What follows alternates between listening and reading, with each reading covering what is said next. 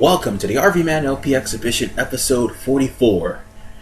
Today we're playing King of Fighters 11, which is a sequel to King of Fighters 203.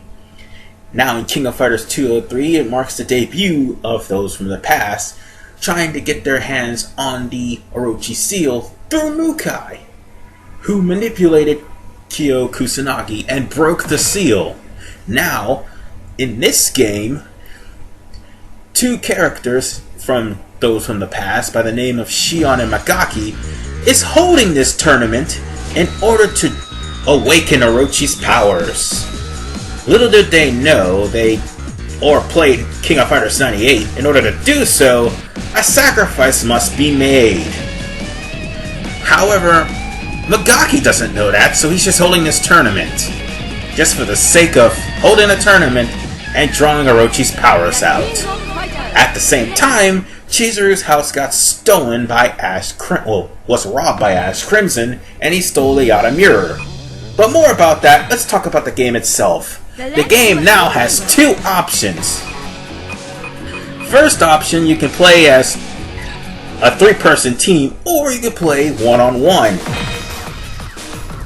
Of course, there's several teams out there. I'm playing the leader of Team Kusanagi and Yagami, which is Kyo.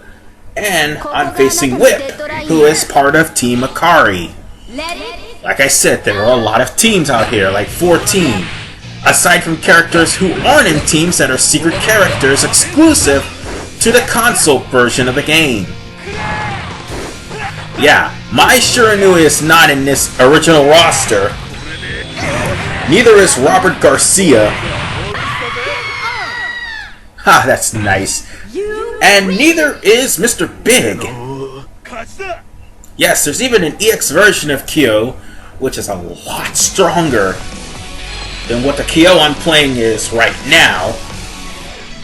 And you can even play as the bosses Magaki and Shion, which is awesome to play as Shion, but not awesome to play as Magaki. Now, here's another person who's here's another representative of Team. Kasumi is a representative of Team Kokyokuren. I think I got it right. That's the team that basically hates Ryo and Yuri's fighting style and just about everything about them, and they've been following them since the first King of Fighters. Well, Eiji has anyway. I don't know about the other two. Anywho, I kicked her ass. It's all well and good. I probably run into one of my favorite characters. I mean, probably. No, wait, I do run into my favorite characters. Yes! I get to fight Terry Bogard, who is sporting his Wild Wolf look for some odd reason. Oh wait, that's right. He gave his hat and jacket to Rock. Anywho, this game is definitely fun for everyone. I mean, it's kind of underrated due to the fact that there's a few changes, but then again, not too many. One of the few changes it has, well, aside from judgment cancels, is the blowback button. Not many King of Fighters have that. Or a command button which automatically allow you to do combos. Of course, you can switch on the fly and even do cancel switches, which is pretty awesome. And the one thing great about this game, you fight a random boss after every 4 fights. No, after the first 4 fights, not every 4 fights. Right now we're facing Adele, who was the boss that you face in King of Fighters 203 if you didn't beat Kusanagi with a special. Well, Kyo with a special, you might as well say. Keep in mind there's more than one Kusanagi. Anywho, Adele is just like his father Rugal, except he's a little bit weaker. Who am I kidding? He's not as broken as Rugal, but he's still He is still a damn good player and one of my favorite characters from the game. Too bad he had to lose. And plus, his theme music in 203 is one of my favorites in 203. But here, so-so. Anywho, the button scheme works like this. Oh, but before I get into that, this is Shion and Magaki talking about what's going on in the tournament.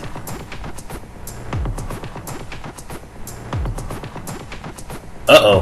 What the hell is Shion's planning on doing? Oh, watch for the most ironic thing yet ever. Magaki says, "Don't betray me." You'll know how ironic that phrase really is soon enough. But like I was about to say, the button schemes. Oh, goody, a mirror match. But first, button schemes. The button scheme is real simple.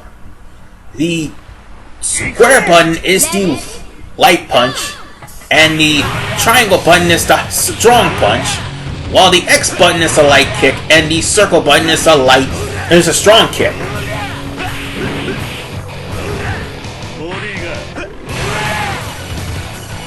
Take that, bitch! Quite frankly, you also have... Okay, that was fucking awesome. I love that move. You also have moves called leader abilities that sometimes take light punch, any of the light strikes or the strong strikes, or even take back the blow-off ability. The blow-off button. Leader abilities only work with the person who are the leader of your team, or basically whoever's one-on-one. I could have used it, but I forgot how to do it. That and my save was been erased, so I couldn't play as most of the characters. And meet Bon Janae from Team Mark of Wolves. This bitch gave me a lot of trouble. Okay, who am I kidding? I'm not calling her a bitch. But she gave me a lot of trouble in my practice runs. But in my actual run, she's not as... Well, she didn't give me too much trouble here in a practice run. She definitely ran into that punch in the face. And I love it when they run into a punch in the face. It's all good. Well, that makes 6 fights. And you know what that means. Sub-boss time. And, oh my god, Shion just pretty much tore everything up. And for the record, Shion is a guy. SNK determined it, well, made it official, seeing as how he looks like a flat-chested girl.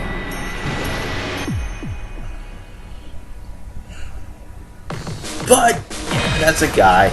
Anyway, Shion is a badass boss, and believe it or not, is one of my favorite bosses in the King of Fighters series. Let's put it to you like this. This is the first boss that not only carries a spear when fighting, but also is one of the first bosses to break the 4th wall and drop it on your head as a leader ability. I can admire that shit. That is so freaking awesome. I always love that leader ability of hers. Of him. His. Yes, that's what I meant to say. His. Anyway, he also brings a spear back after a certain amount of time. Oh, crap. I can't believe I fell for that! But still, Shion's a badass. I gotta give kudos to the guy. That was my stupid mistake. And of course, like Neo Geo Battle Coliseum, you're gonna get continue bonuses. Let me put in my name first. There we go. Let's see. Well, continue services actually, but I'm not going to do it just for the sake of LP. And as far as this game is concerned, I've always had fun with the King of Fighters series. The only one that truly disappointed me was King of Fighters 2006. Because once you beat Jivatma with every single character, all that's left is those stupid challenges. Ah, damn, I forgot to mention, Shion's stronger with the spear than what he is without.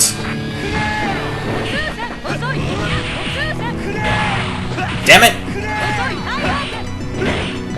Whatever you do, watch out for that 17-hit counterattack he has when unarmed, because he'll catch you in air, and my god, it does it hurt. This isn't the counterattack I'm talking about, but damn! What the hell? I guess he hit me with a knife when I was trying to get up. I can see why people may have a little bit of problem with him, but not too much. No, he's not the worst of the bunch. It's his boss.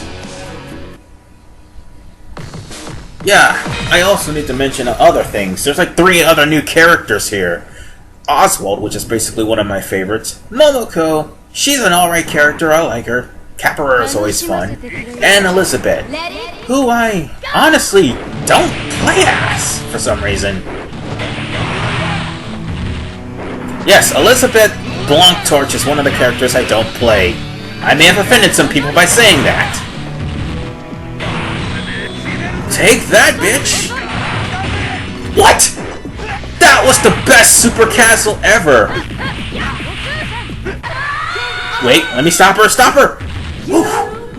Goodman kick for the win!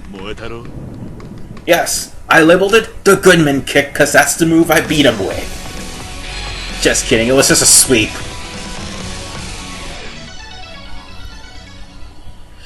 Well, now that Shion's been defeated, it's time for the main prick himself.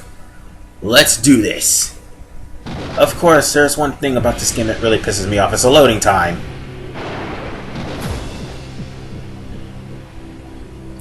Oh, and another thing, wait, what the hell?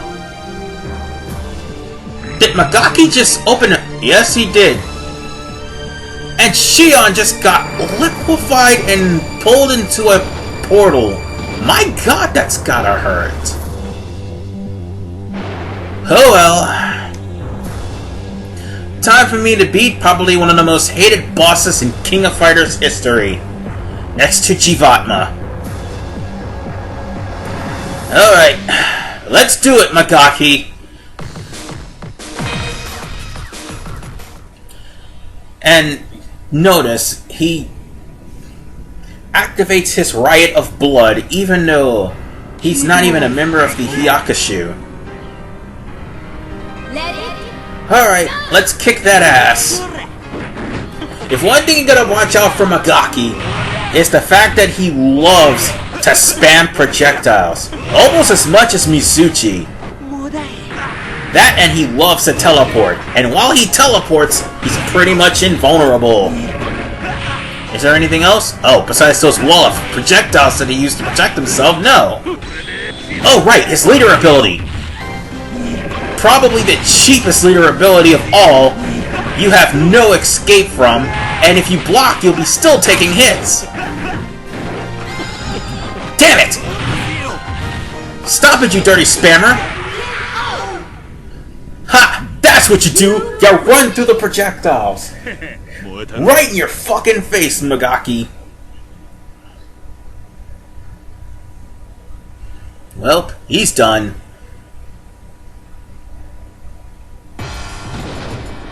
But normally this guy would have gave me trouble. If anything, he was the one that gave me the most trouble in the practice runs. But Magaki just soon realized that you have to kill someone, or basically kill yourself, in order to awaken the Orochi powers.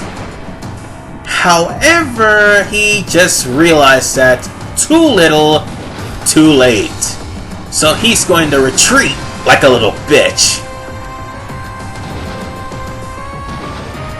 Huh? That's it! Of course! I've dirtied my hands with this. There's no way Orochi won't respond. Right in the heart. And you know what?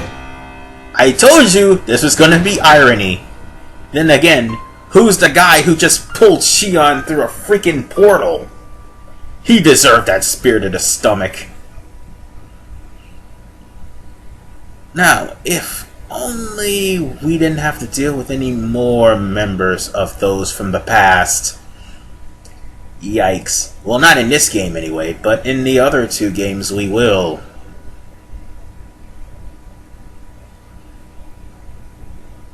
Now, I also mentioned something about Ash breaking into Chizuru's house and stealing the Yata mirror. Well, you're about to see what that's for. Yeah, and for the record, he did that in King of Fighters 203. And Iori, thanks to Magaki, activated his Blood of Riot and is about to kill Kyo.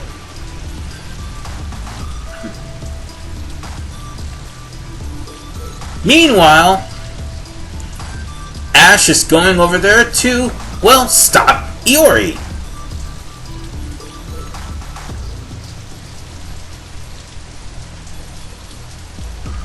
Alright. Stop transitioning scenes, damn it. Wait, the lightning struck and nothing happened. Well, that's what most people would say and find that ending really disappointing, but something did happen. You see, Ash Crimson stole Iori's powers. Yikes. Anyway, that's the end of King of Fighters 11?